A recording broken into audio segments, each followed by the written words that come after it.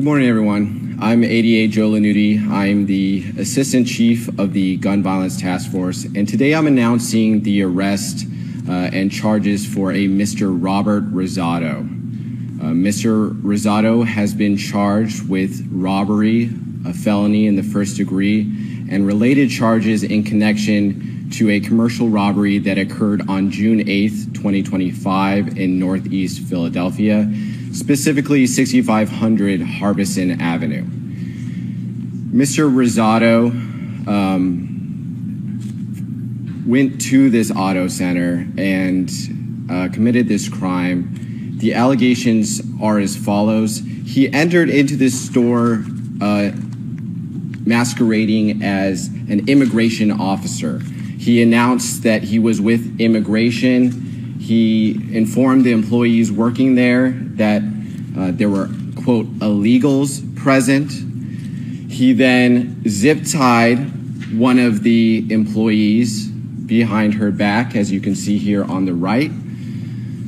He then proceeded to take approximately $1,000 in cash from the business. He then fled in a white van. This matter was assigned to Northeast Detective Zanatich, who was assigned to this case. He and Officer Daniel Butler both canvassed the area for surveillance footage of that white vehicle and were able to find the tag, which was registered to the defendant. At that point, the FBI Violent Crimes Task Force assisted detectives in locating Mr. Rosado. We executed 2 search warrants at residences connected to Mr. Rosado. At this location, we recovered a holster, a black radio, a zip tie, a fake badge, a black handheld radio, as well as an airsoft gun, and Mr. Rosado was taken into custody last Wednesday. And just to be clear, when Mr. Rosado entered into this property, as you can see in that first image, he was wearing a black baseball cap, a tactical vest that said Security Enforcement Agent. He had a badge around his neck with a chain. He was wearing a holster with what appears to be a firearm inside, as well as a black handheld radio and blue latex gloves. Again, Mr. Rosado was taken into custody last Wednesday and is currently being held on $800,000 bail, which was set by the magistrate. I'd like to thank our law enforcement partners, both the Northwest detectives at the PPD as well as the FBI's Violent Crime Task Force for their investigation and acting so quickly to make this arrest. I'll turn things now back to the District Attorney. Thank you. Thank you, Joe. So let's just talk about this for a minute. This is a retail establishment, has something to do with automobiles. Where did the most highly publicized ICE raid in Philadelphia occur? It's a car wash.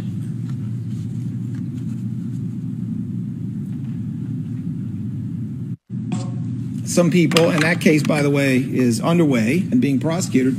It involved, if I recall correctly, 3 young men wearing fraudulent shirts, meaning the shirt said ICE agent or words to that effect, and they were fraudulent, who tried to get into a secure dorm of a university by claiming that they were law enforcement and they were there to do something lawful. They got arrested, they got charged, they're going to go to trial. What enables this? What enables this? How have we gotten to the point where 7.5 years into this administration, for the first time that I recall, we have seen 2 separate instances of people committing crimes who are doing it under the pretense that they are ICE agents? How did we get here? Well, I think we know that, unfortunately, coming from a man who himself has 34 felony convictions. That would be Donald J. Trump. I think that we know that his game has been fear, it has been division, it has been hate, it has been a deliberate effort to dehumanize immigrants. Even the conduct, the legitimate conduct of ICE, meaning conduct that complies with the law, I'm not saying it's moral, but even that conduct, not wearing their names visibly, masking up. A climate has been created in which it is hard for people to tell the difference between a fake ICE agent and a real ICE agent. A climate has been created where people almost expect that they may not get due process if there's an ICE raid. This is not a new phenomenon. There have been policies and there have been people in U.S. history who have so dehumanized a particular group that it became easy for American criminals to prey on them. 5,000 lynchings in the United States. More, actually. 5,000 lynchings. If you look at the history of serial killers in the United States and elsewhere, you will find that very, very often they serially victimized, marginalized people, especially prostitutes, sex workers, people who were so stigmatized and so afraid to go to law enforcement for protection that they were easy prey in the minds of serial killers. Well, the policies coming from Washington, D.C.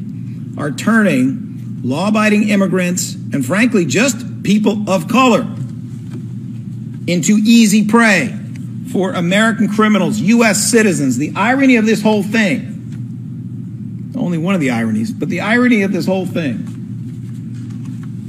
is that that guy committing this crime is a U.S. citizen. And yet we have to hear a bunch of nonsense about how immigrants are all a crime wave, when all the data shows that they are far less likely to commit crimes than U.S. citizens.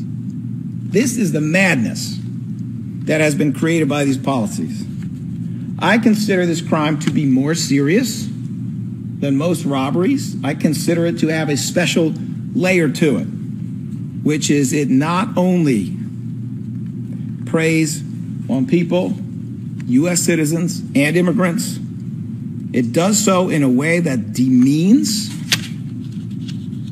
law enforcement. It does so in a way that endangers law enforcement.